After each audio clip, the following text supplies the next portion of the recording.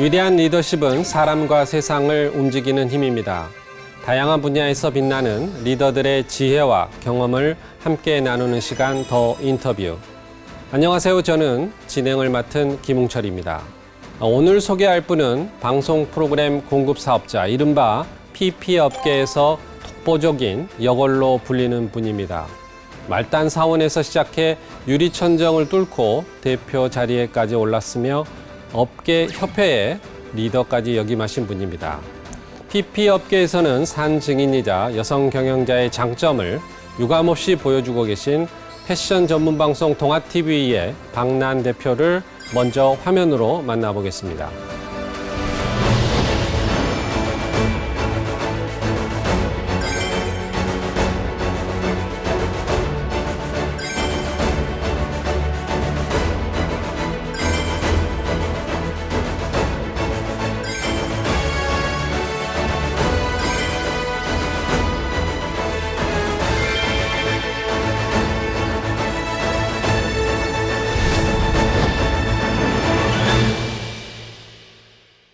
오늘 초대 손님은 동아TV의 박난 대표님을 모셨습니다. 대표님 반갑습니다. 네, 반갑습니다. 바쁘신데 대표님. 나와주셔서 감사합니다. 초대해 주셔서 네, 감사합니다. 아닙니다. 우리 시청자 여러분께 간단히 인사 말씀 부탁드리겠습니다. 네, 안녕하세요. 저는 동아TV를 대표하고 있는 박난이라고 합니다. 만나 뵙게 돼서 반갑습니다. 깔끔하게? 네, 깔끔하게 가겠습니다. 네. 대표님 바쁘신데 나와주셔서 감사드리고 여러 가지 궁금한 것도 많고 할 이야기가 많은 것 같습니다. 오늘 대표님 개인적인 것도 그렇고 업계 이야기도 그렇고 그중에 이제 시작을 제가 이러저러 검색을 해봐가지고 찾아봤는데 네네. 방송 채널 사용 사업자 이게 그러니까 이제 PP 이른바 좀 어렵긴 합니다만 이 PP 업계에서 사원으로 입사해 차장 부장을 달았습니다. 여성에게 임원 자리는 없다고 했던 PP 업계에서 국장이 되던 날 혼자 조용히 울었던 기억이 납니다. 그리고 대표가 되었습니다. 이런 멘트를 한 적이 이거 맞습니까? 네, 네. 전자신문 그 기자님이랑 이제 인터뷰했을 때 이야기인데요. 네. 제가 이제 대표 되기 전에 전 회사에서 회장님이 그렇게 말씀하셨거든요. 우리 회사에 여자 임원은 없다. 네. 제가 했죠. 아니, 제가 왜 이야기를 먼저 꺼내냐면, 아마 의외였을 텐데, 이 문장 하나에 저는 오늘 인터뷰할 내용이 다 들어있는 것 같거든요. 그래서 이 문장을 가지고 하나 뭐 도장 깨듯이 한번 여쭤보려고 지금 하고 있습니다. 네. 먼저, PP. 이게 프로그램 프로바이더, 프로그램을 제공하는 업자, 방송 채널 사용 사업자 이렇게 시청자들도 잘 이해하기 어려운 것 같은데 어쨌든 간에 이거부터 설명을 먼저 해주셔야 이야기가 풀릴 것 같습니다. 네, 방송 채널 사용 사업자라는 것은 이제 방송법 안에 방송 채널 사용 사업자라는 명칭으로 사업자를 그렇게 규정을 지었거든요. 법정 용어입니다. 네. 그렇게 지어진 이유는 이제 방송 전송망 사업자의 채널을 빌려 쓴다 해서 방송 채널 사용 사업자라고 칭하게 된 겁니다. 네.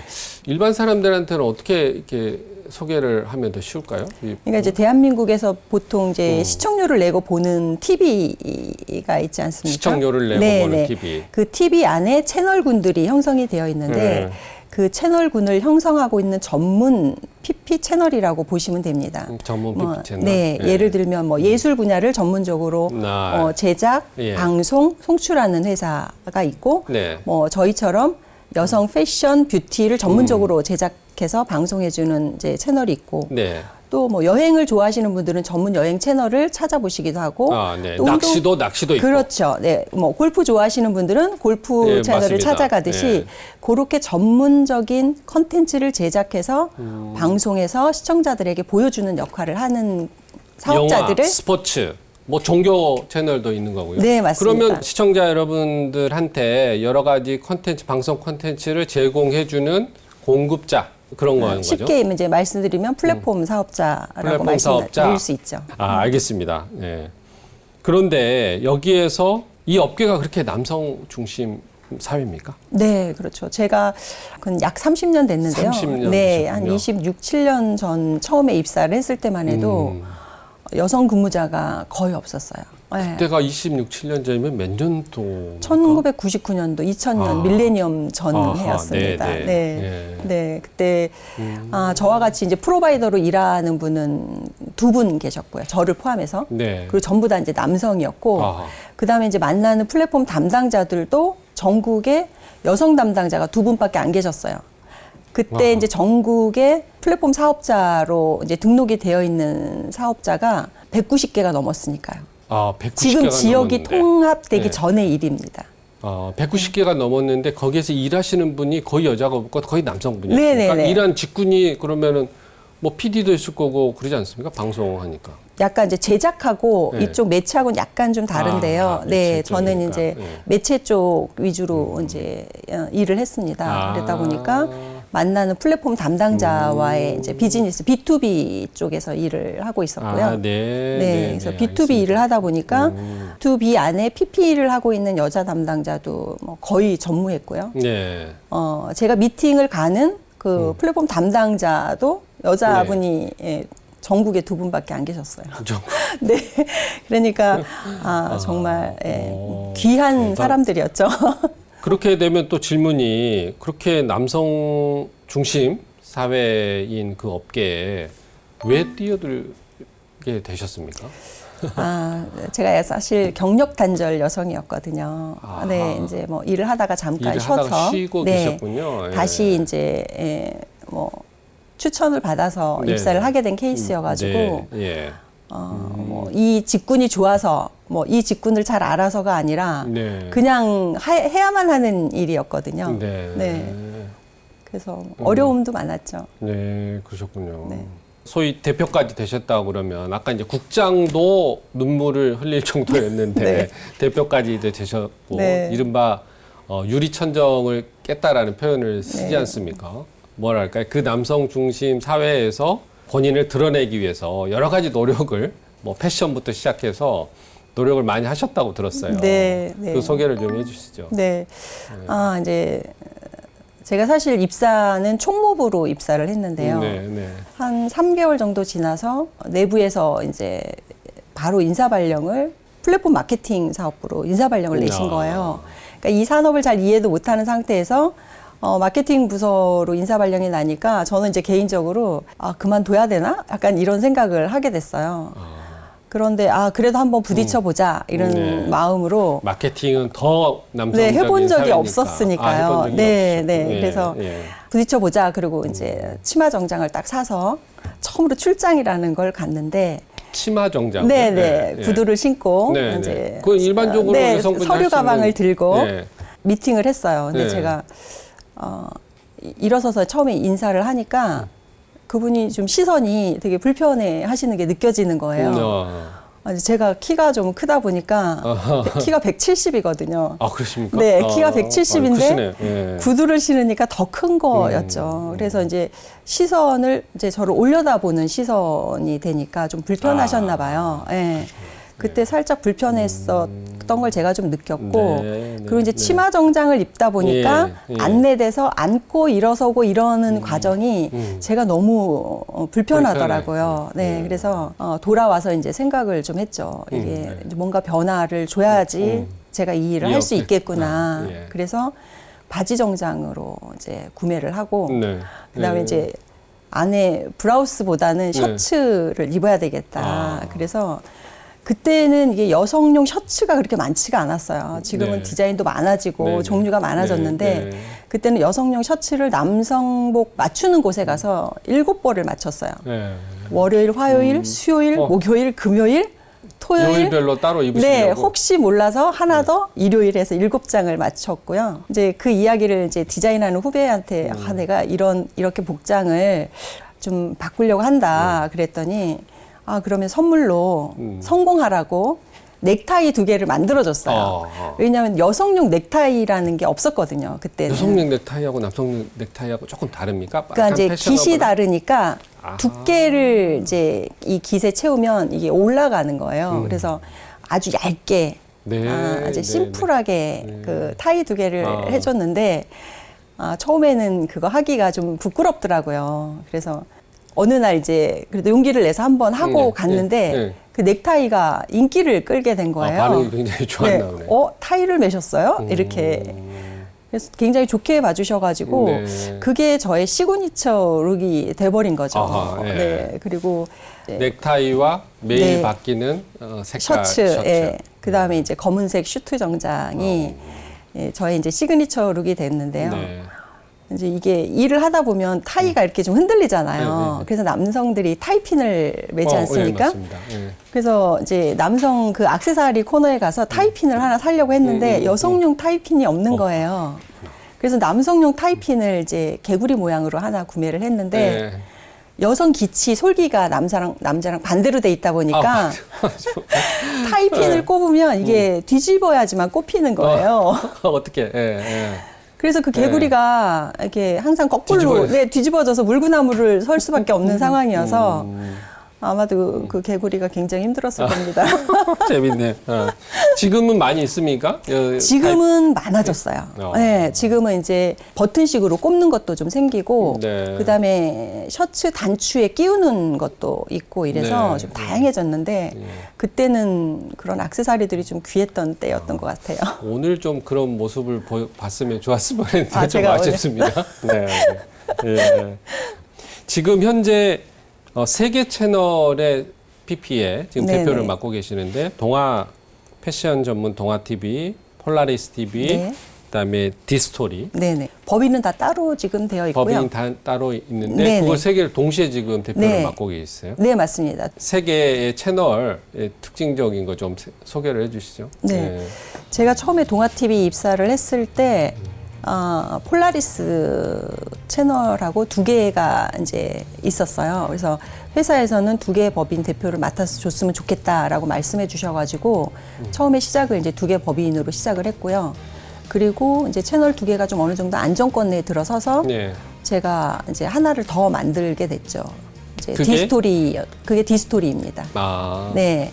그 이제 동아 TV는 최초의 여성 패션 라이프 채널이고요. 최초의 여성 패션 라이프 채널. 네. 그래서 1차 PP라고 하거든요. 처음으로 만들어진. 언제 그럼 꽤 1992년도에 법인이 나왔고요. 유료 방송 시장으로 갖고 이제 그 법적으로 공표된 게 1995년이거든요. 아, 그래요? 네. 그래서 1995년에 이제 처음으로 개국을 한 회사입니다. 굉장히 오래된 회사이죠. 1세대네요. 네, 1세대입니다. 폴라리스 TV는 2010년? 2010년. 10년에서 한 13년 그때에 처음에 이제 DMB 이제 시청 이야기가 나오면서 SD에서 HD로 넘어가는 시기였거든요. 화질이. 네네. 그래서 HD 콘텐츠로 풀 24시간을 최초로 편성한 채널입니다. 폴라리스 TV가.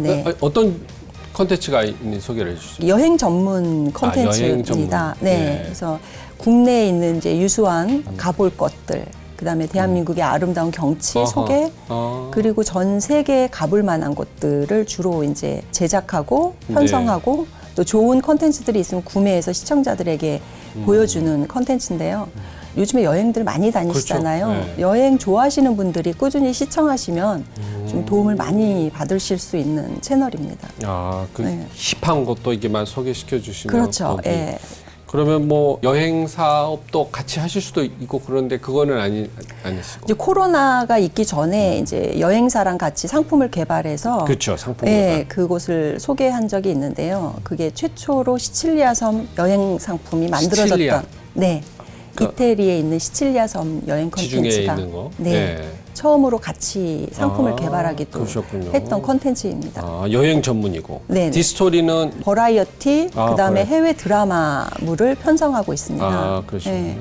그래서 디스토리에서 이제 편성하고 있는 콘텐츠는 VOD로도 만나보실 수가 있고요. 그러니까 해외에 시청자들이 잘 접해보지 못한 좋은 드라마 콘텐츠를 저희가 이제 구매해서 편성해서 시청자들에게 보여드리고 있는 채널입니다. 덧붙여서 지금 그래도 대표 채널인 여성 패션 1호 동아 TV 시그니처 프로그램 소개시켜 주십시오. 뭐가 있습니까? 시그니처 프로그램은 이제 세 가지로 좀 나눌 수가 있는데요. 오전에는 그러니까 이제 시간대별로 저희 프라임 시간대가 좀 나눠져 있거든요. 그래서 오전에 이제 프라임 시간대에는 주로 이제 건강하게 해주는 헬스 종류의 이제 프로그램이 있는데 그중에 이제 저스트 댄스라는 프로그램이 저스트 댄스. 네네. 그게 닥치고 댄스군요. 네. 어머님들한테 인기가 아주 좋습니다. 그래서 저희가 편성 시간대를 좀 교체해 보려고도 했는데 민원이 좀 많아서 그 시간대는 저희가 교체를 못 하고 8시에서 10시까지 이제 중간중간에 편성을 하고 있습니다. 그렇군요. 네. 그리고 하루 요가 컨텐츠도 인기가 굉장히 많고요.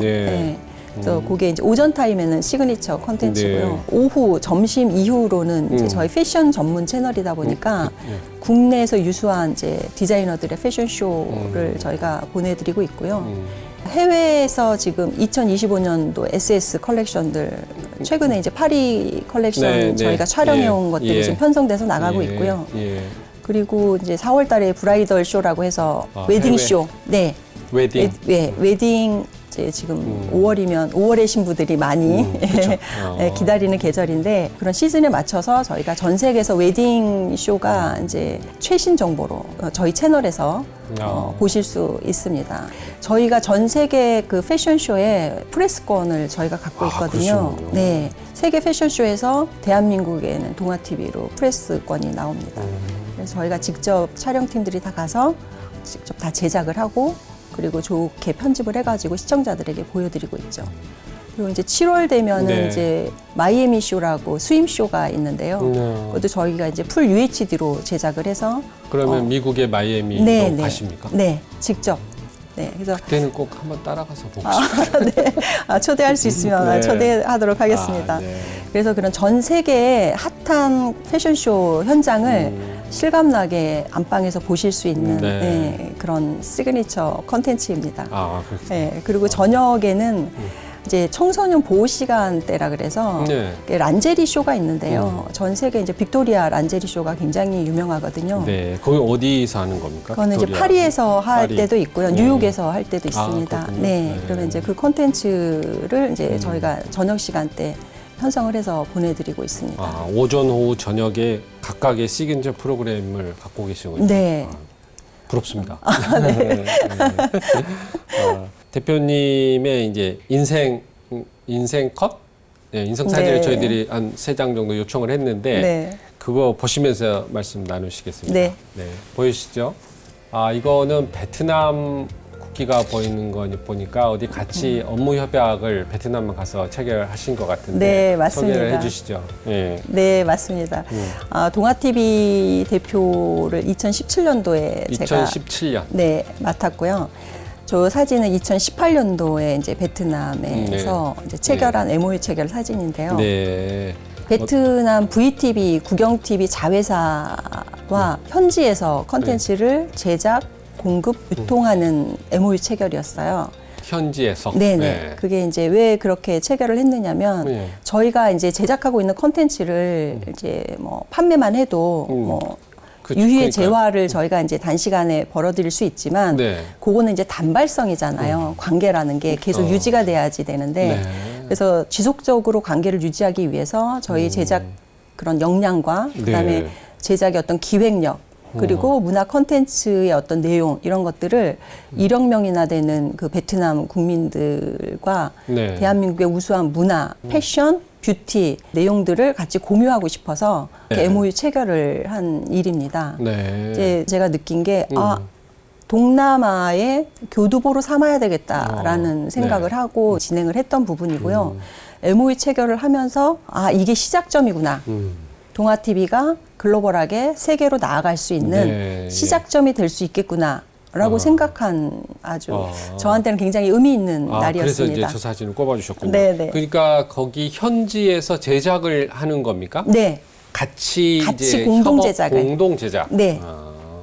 이제 해외 진출에 교두보를 삼으시기 위한 여러 가지 지금 활동을 하고 계신 거예요. 네. 알겠습니다. 두 번째 사진 보겠습니다. 진흥협회 창립 총회. 여기 우리 대표님이 또 방송 채널 진흥협회의 4대 회장님이시라고 그러셨던가요? 네, 맞습니다. 그때가 이건 저건 창립인데 저 때는 회장님이 아니셨겠네요. 그러면? 네, 그렇습니다. 소개를 좀 해주시죠. 예. 저 사진은 2017년도 7월 달이었을 거예요. 네, 그때 네. 이제 방송회관 3층에서 2017년도. 네, 방송회 3층에서 이제 중소 PP들의 목소리를 좀 한번 모아보자.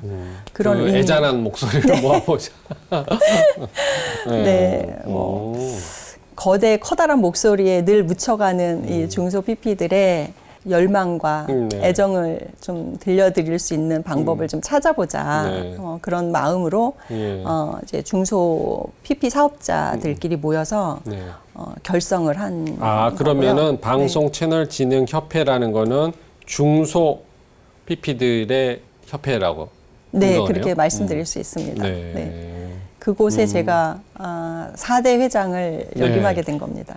네. 그게 보니까 2023년? 네. 부터 하신 건가요? 네. 예, 2년 하신 건가요? 네. 그럼 이 바로 직전 얼마 전까지 얼마 하시나요? 안 됐습니다. 네. 그러셨구나. 이 부분에서 이제 좀 여쭤보고 싶은 게 이 PP 업계에 어떻게 보면 중소 PP 업계를 포함해서 이 PP 이 시장의 뭐 진단 개선점 이런 거를 뭐 몸소 체험하시고 계시는 거잖아요. 네. 예. 근데 뭐 인터뷰 기사를 보니까 그 협회를 통해서 PP 사업자의 경쟁력 마련의 토대를 이루는 거랑 또 유료 방송 시장의 뭐 선순환 구조를 이렇게 지향해서 해야 된다라고 이제 그 대원칙 하에 이야기하신 것 중에 플랫폼 사업자와 PP 간의 상생을 위한 채널 평가제도 이 부분도 개선이 돼야 된다 이런 부분이 있는데 이게 뭐가 지금 불합리한 게 있습니까? 시장이 이제 포화 상태이다 보니까 모든 사업자들이 조금 예민해져 있는 상황인 것 같습니다. 포화 상태를 조금 더 구체적으로 설명해 주시면. 이제 신규 가입자들이 계속 유입이 돼야 사업자들이 좀 성장을 하고, 그 다음에 이제 기존으로 이제 지불하셨던 이제 수신료들이 조금 현실화돼야 되는데.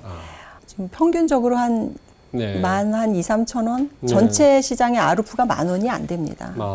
이제 커피 이제 한 잔값 정도로 그렇게 다양한 콘텐츠를 시청을 하시게 되는 거죠. 그러다 보니까 정해져 있는 그 수신료 재원 안에서 시청자들한테 공급하고 있는 채널 수가 평균적으로 한 150개에서 한 200개 정도 되거든요. 그런 것 같아요. 그 사업자가 전체 이제 프로그램 사용료로 집행을 받아야 그걸로 또 건강한 콘텐츠를 구매를 하거나 콘텐츠를 제작을 할 수 있는데 그런 파이의 시장에서도 균형이 맞지 않게 되는 거죠. 빈익빈 부익부 현상이 강해지고 콘텐츠 제작을 많이 하고 계시는 이제 지상파나 종편이나 그다음에 이제 거대 사업자들에게 이제 수신료 배분이 이제 되다 보니까 굉장히 작은 재원 안에서 120개에서 150개 가량 되는 사업자들이 배분을 받아야 되는 굉장히 열악한 상황입니다. 그러니까 뭐 우리가 빈익빈 부익부네요. 그렇죠. 네. 우리 오징어 게임 1에서도 뭐 핫한 말이 나왔잖아요. 기울어진 운동장이다. 그렇듯이 이 유료 방송 플랫폼 시장이 이제 약간 기울어진 운동장에서 협상 테이블에 이제 가다 보니까 어려운 상황인 거죠. 이제 그 플랫폼에서도 사실 이 상황이 굉장히 난감하실 거라고 저도 생각을 합니다. 그래서 이거를 이제 어떻게 좀 더 현명하게 우리가 잘 배분을 할 수 있는지 좀 중지를 모아보자라는 차원에서 관련 부처인 과기부와 방통위 이제 담당 사무관님들도 이제 의견을 말씀을 좀 해달라 하고 요청을 좀 드렸고요. 그래서 그때 이제 IPTV 협회 안에서 이 내용을 협상 테이블까지 좀 끌어내는 역할을 했죠. 그래서 중소 PP들과 플랫폼 사업자들, 그다음에 이제 관계부처, 담당 사무관님까지 다 이제 계신 사이에서 이제 중소 PP를 어디까지 중소 PP로 할 것이느냐라는 것에 대한 정의를 좀 그때 가이드를 좀 정했고요. 그리고 수신료 배분을 중소 PP들의 그 전문 컨텐츠를 지속적으로 시청자들의 다양한 볼거리를 위해서 제공할 수 있도록 어떻게 하면 좀 공정하게 수신료 배분을 받을 수 있는지 그때 이제 처음으로 협상 테이블에 다 같이 모이게 된 계기죠. 네, 네. 그게 채널 평가 제도의 좀 이렇게 개선을 네. 말씀하시는 게 기울어진 운동장을 조금 바로 잡아야 된다. 평가 제도를 통해서 네. 그런 이제 결국은 이제 그 수신료의 이제 합리화 네. 뭐 이런 부분으로 나아가는 그거를 이제 주장을 하고 계시고 또 이걸 위해서 협회가 노력을 제 1순위군요. 노력 이 부분. 그렇죠. 협회가 하는 일은 사실 회원사들의 이익을 대변하거나 맞습니다. 아니면 해결해야 될 문제의 목소리의 중지를 모아서 네, 네. 대변을 해주는 단체이기 때문에 네. 그 역할이 가장 큰 우선순위이고요. 또 하나의 우선순위는 이제 중소 PP들이 거의 제작들을 많이 하고 있기 때문에 보통 다른 쪽 산업에서의 산업비에 투자를 하게 되면 세제 혜택을 굉장히 많이 받거든요. 그쵸. 근데 유독 네. 문화 콘텐츠에 관련돼서는 네. 제작비에 대한 세제 혜택이 굉장히 열악했습니다.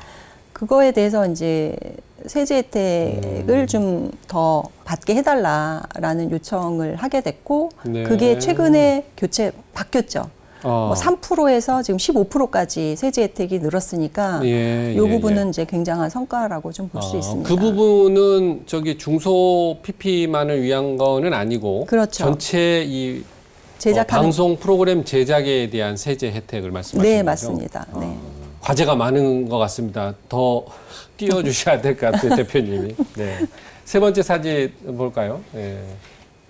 여기는 뭐 지금 뭘 강의를 하고 계시는 겁니까? 네. 어디에서 강의를 어떤 내용으로 강의를 하고 계시는 겁니까? 소개를 해주시죠. 저거는 이제 제가 2016년도에 네. 문화 콘텐츠 한국인력관리공단에서 지정하는 문화 콘텐츠 부분 대한민국 산업 현장 교수로 지정이 됐어요. 문화 콘텐츠 부분 네, 산업 현장 교수. 산업 현장 교수? 그 네. 또 어떤 네, 부분입니까? 제가 아마 산업 현장에서 일하시는 분들이 직접 교육하는, 네. 강의하는 이런 프로그램인가 네, 보죠? 아마 PP 업계에선 제가 최초인데요. 그렇구나. 그래서 산업인력관리공단에서 진행하는 직무 역량 강화 교육인데요. 네. 사실 방송에 네. 대해서 네. 잘 알려져 있지 않거든요. 사실 너무 잘 아시겠지만 방송을 진행하다 보면 굉장히 다양한 직업군들이 있잖아요. 근데 공동으로 작업을 하죠. 그렇죠. 네. 그런 네. 직업군에 대해서는 사실 알려져 있지 않거든요. 네. 방송에 관련된 다양한 직업 직무에 대해서 설명을 하는 사진인데요. 네. 너무 반응이 좋았습니다. 그러셨군요. 네. 언제 하셨습니까, 저거를? 새로 하시더라고요. 2017년도부터 꾸준히 지금 그쪽에서 요청을 오면 해오고 있고요. 네. 대학교 강의 갈 때도 이 방송 산업에 대해서 교육을 좀 많이 하고 있습니다. 네, 관심 좀 가져달라고. 그러니까 계속해서 지금 강의하시고 교육자로서 지금 활동을 하고 계시네요. 이 경기대학교 한류문화대학원에서 네, 초빙 교수로 지금 활동하고 있습니다. 교육자의 길도 이제 같이 하고 계시는데 어디 보니까 이 컨텐츠 지금 말씀하시는데 방송산업 컨텐츠 이 교육하실 때 나라를 하나 선택해라 해서 1인 쌍방향 교두보 플랫폼에 대해서 이렇게 많이 설파를 하신 것 같아요. 네. 이거는 어떤 부분입니까? 그 이야기를 할 때가 2019년? 네. 이제 뭐 그 정도 됐는데요. 네네네. 보통 이제 컨텐츠를 우리가 이제 해외에서 구매를 하잖아요. 네. 그러면은 예. 회사랑 직접 이야기를 하는 경우는 거의 드물고요. 그 사이에 항상 에이전트가 끼어 있거든요. 네. 그런데 네. 제가 이제 그 네. 부분을 한 부분은 마케팅 디렉터라는 잡에 대한 이야기예요. 마케팅 디렉터. 네. 네. 그러니까 만들어진 컨텐츠를 한 나라를 지정해서 바잉과 셀링을 동시에 하는 일이죠. 그러니까 예를 들면 네네네. 대한민국 이제 동아 TV의 패션 콘텐츠를 예를 네. 들면 뭐 터키에서 구매를 하겠다. 그러면 한국에 있는 이 MD가 마케팅 네. 디렉터가 네. 저희 회사의 컨텐츠를 컨택을 하는 겁니다. 그래서 네. 터키에 있는 바이어랑 네. 미팅을 하겠죠. 네. 그럼 그쪽에서는 이 컨텐츠를 초이스를 하겠죠. 네. 그런데 터키 상황을 이 MD는 엄청 잘 알겠죠. 그렇죠. 그러니까 터키에 있는 우리나라에 가장 잘 맞을 법한 컨텐츠를 소팅하기가 굉장히 좋은 겁니다.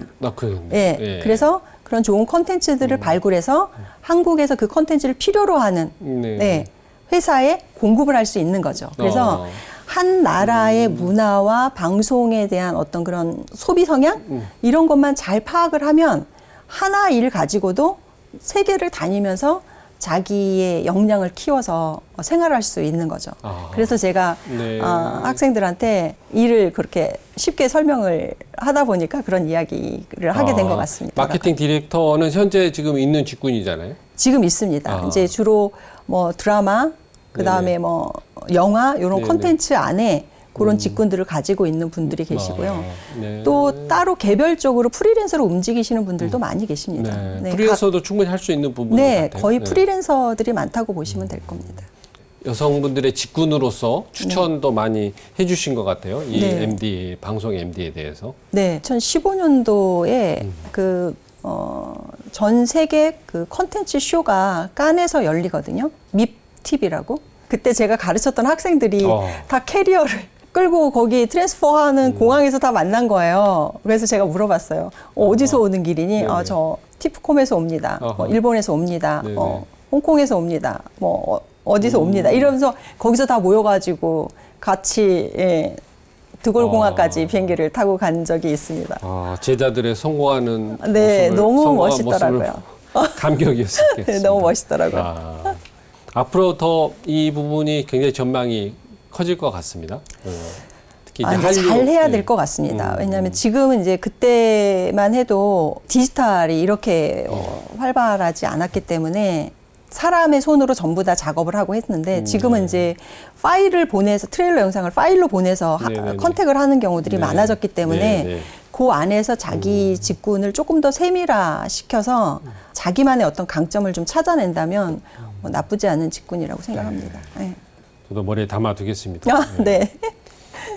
대표님, 요거 좀 이제 다른 이제 부분으로 이제 이야기를 넘어가 보면 유리천정을 깨고 동아TV를 이제 대표를 맡으셨을 때 그때 적자인지 않는 상황에 맡으셔가지고 2년 이내 흑자 전환을 하시고 그 이제 경영 수완으로도 유명하시더라고요. 그러니까 상황을 좀 설명해 주시고 어떤 비법을 가지고 이거를 했는지 저도 좀 궁금합니다.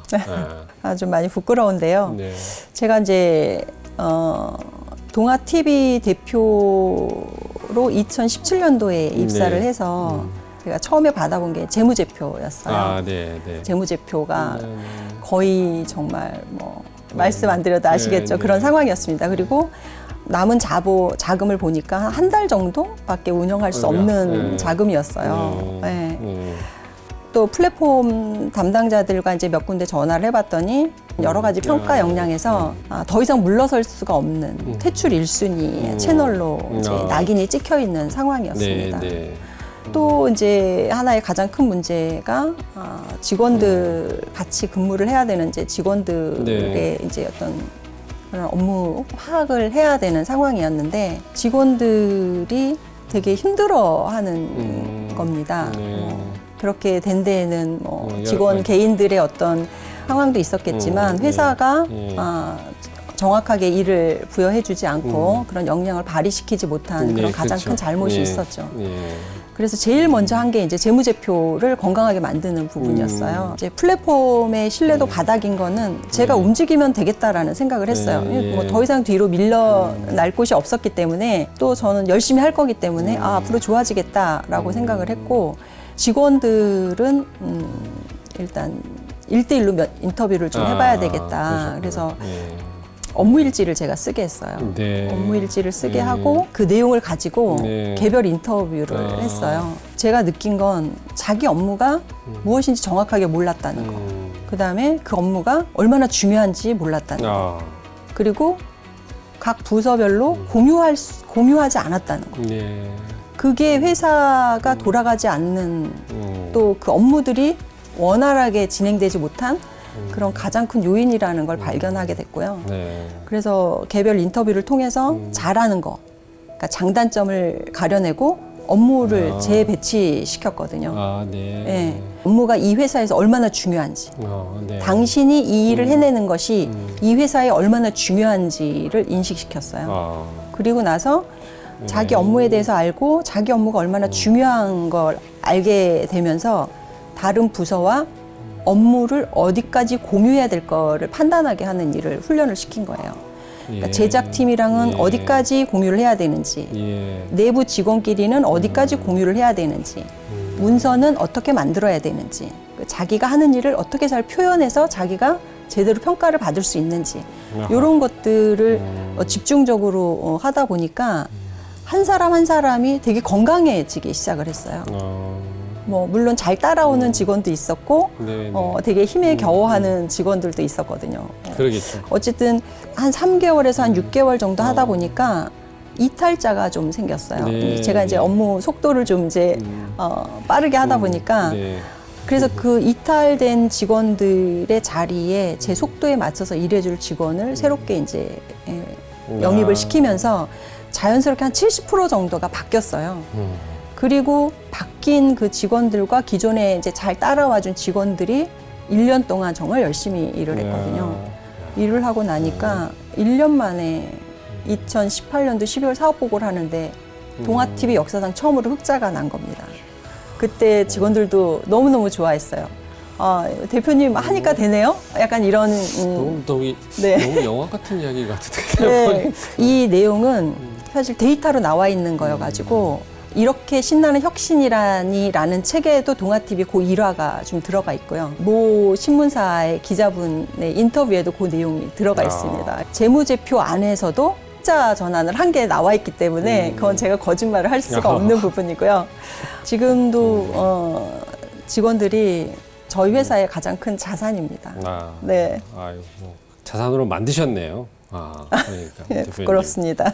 비법이라기보다는 정석의 길을, 경영의 길을 걸으셔가지고 그거를 이제 흑자로 만드신 것 같아서 참 대단하십니다. 저희가 인생 사진은 보통 3컷을 이렇게 준비를 해서 저희들이 이 이야기를 하는데 네.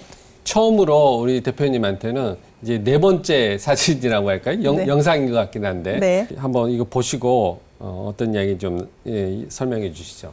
저건 영상이네요. 네. 어디 국제 도서전인데 네, 어떤 맞습니다. 책을 들고 어떤 내용입니까? 작년 8월 달이었는데요.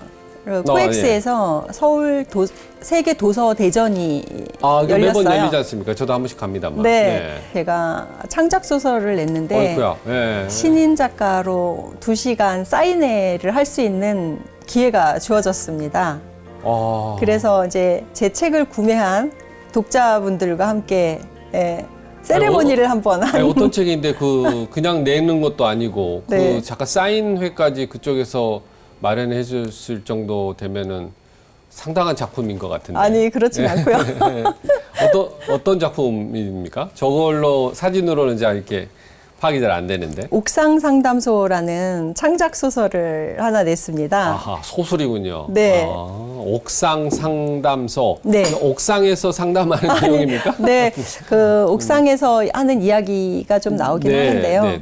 그 정도로 우리가 조금 힐링할 수 있는 공간이 뭐 현대를 살아가면서 좀 필요하지 않나라는 생각을 해서 그냥 옥상이라는 가상의 힐링 공간을 생각을 한 거고요. 네.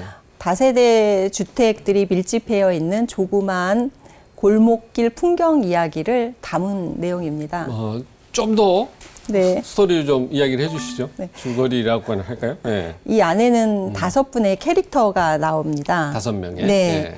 한 분은 50대 명퇴, 그러니까 본인이 희망퇴직을 하신 분이 퇴직을 한 뒤에 겪는 그런 일화를 다룬 내용이고요.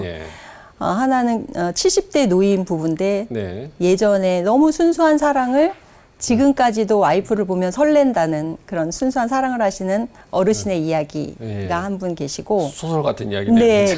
네. 그리고 또 한 분은 굉장히 우락부락한 성격을 가지고 계시지만 속은 굉장히 여리신 순수한 사랑을 하시는 분은 아니라 자주 투닥거리는 캐릭터가 한 분 계시고요. 그리고 아픈 사랑을 하는 30대의 아가씨가 있고 그 다음에 약간 내 안에 갇혀 있는 삶을 사는 한 여자가 또 그려지는 그런 내용의 사람들이 살아가는 이야기입니다. 굉장히 재밌을 것 같은데 한번 읽어보겠습니다만은 원래 소설가 분들이 이런 거 설정을 할 때 사실상 저 완전히 자기하고 관계된 게 없는 창작일 부분도 있긴 한데 그래도 자기 경험이 상당히 많이 묻어날 수밖에 없는 거잖아요. 네. 예. 5명의 에피소드 대표님의 인생하고 어떻게 관계된 부분이 많이 있습니까? 이 책을 사서 읽어보신 분께서 네. 여기 안에 이제 주인의 시선이 있어요. 다세대 주택 주인의 시선으로 풀어내는 건데 주인 이름이 최선아라는 이제 인물이거든요. 네. 그 최선아라는 인물이 저라는 얘기를 하시더라고요. 박 대표 아니냐 이런 네, 얘기를 하시는데 예, 그런 건 예. 아니고요. 캐릭터 한 사람 한 사람을 설정을 해놓고 비슷한 상황에 있는 분들을 한 3분에서 4-5분 정도 인터뷰를 통해서 그런 아픔과 어려움, 이겨내는 방법 이런 것들을 하나로 묶었어요. 서사로. 묶어서 네. 스토리를 입힌 내용입니다. 뭐 단도직입적으로 왜 쓰셨습니까? 네. 제가 이제 퇴직을 언젠가는 해야 되지 않겠습니까? 지금 퇴직 안 하셔도 될 것 같은데, 보니까. 언젠가는 퇴직을 해야 되는데, 예. 늘 일만 하고 살다 보니까, 저라는 사람에 대한 삶을 돌아보지 못했던 것 같아요. 그래서 퇴직 후에 이 밀려드는 24시간이라는 어마어마한 이 시간을 어떻게 건강하게 보낼 수 있나 제가 고민을 많이 하고 있거든요. 네. 그래서 제가 이제 제작을 하고 있는 후배 CP하고 상의를 하다 보니까 글을 한번 써보라 그래서 그러면 선배님 건강하게 시간을 보낼 수 있지 않겠습니까? 라는 그 한마디에 시작을 하게 됐는데 이 캐릭터를 쓰다 보니까 너무 애정이 생기는 거예요. 그래서 마무리해야 되겠다라고 생각하고 쓰게 된 겁니다. 이제 너무 잘 아시겠지만 글을 쓴다는 건 또 글을 출판을 한다는 건 저는 요거밖에 안 되는 사람입니다라는 걸 보여주는 작업이라고 하잖아요. 그래서 굉장히 부끄러운 작업인데 그럼에도 불구하고 제가 출판을 하게 됐습니다. 저자로서 전문 서적을 이제 쓰거나 이런 거는 있는데 이거 소설이잖아요. 창작. 네. 그 부분은 좀 결이 굉장히 다른 부분인 것 같은데 원래 재능이 옛날부터 이렇게 품에 안고 있는 창작에 대한 열망이나 재능을 갖고 계시나 봐요. 그런 건 아닌 것 같고요. 제가 이제 독서 토론이라는 모임을 좀 하고 있는데요. 너무 잘 아시겠지만 우리 그 서점에 가면 자기 개발서들이 너무 많잖아요. 근데 저는 서점에 갈 때마다 느끼는 게 대한민국 국민들은 너무 훌륭하고 똑똑하기 때문에 더 이상 자기 개발은 그만했으면 좋겠다라는 생각이 드는 거예요. 지금도 너무 훌륭하고 그러시기 때문에 저는 거기 안에 그 훌륭한 인품, 갖춰져 있는 기능, 역량 안에 좀 자기만의 서사를 입히는 사람이 좀 되면 좋지 않겠나라는 생각을 늘 갖고 있었거든요. 그래서 시작한 게 인문학 모임, 인문학 독서 토론 모임을 제가 하게 됐어요. 그래서 학교 다닐 때 읽고 성인이 돼서는 아예 고전 문학을 손에서 놨거든요. 그래서 다시 고전 문학을 접하게 되니까 사람을 이해하고 또 상황을 들어보려고 하고 그리고 내가 상대방한테 나를 표현할 때 조금 더 잘 부드럽게 표현할 수 있는 것들을 굉장히 많이 배우게 되더라고요. 소설에 사람들이 조금 가까이 가서 자기가 잘 닦여진 기량 안에서 아름답게 서사를 입혀가면 조금 더 훌륭한 사람들이 되지 않을까 해서 그런 차원에서 썼는데 어쩔지 모르겠습니다. 고전으로 다 모이는군요. 결국은.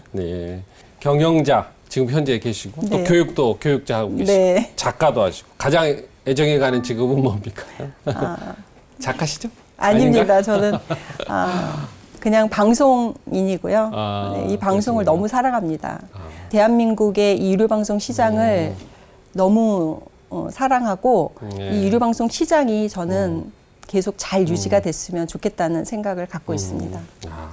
사랑하시는 유료방송의 시청자 여러분께 오늘 출연 소감과 함께 한 말씀 해주시고 마무리하시죠.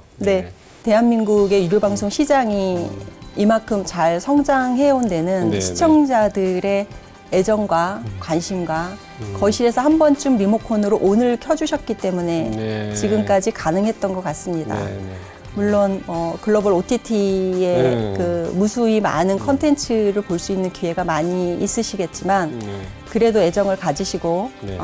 리모컨으로 TV를 켜주시면 이 힘든 열악한 상황에서도 열심히 시청자를 위해서 좋은 컨텐츠를 제작하고 있는 모든 방송인들에게 그것만큼 큰 응원은 없을 것 같습니다. 앞으로도 리모컨에 ON을 켜주실 거라고 믿고 저희는 열심히 매진하도록 하겠습니다. 아유, 뭐 방송에 대한 애정이 그냥 철철 넘쳐나시네요. 네. 네, 오늘 말씀 감사합니다. 네, 고맙습니다. 대표님.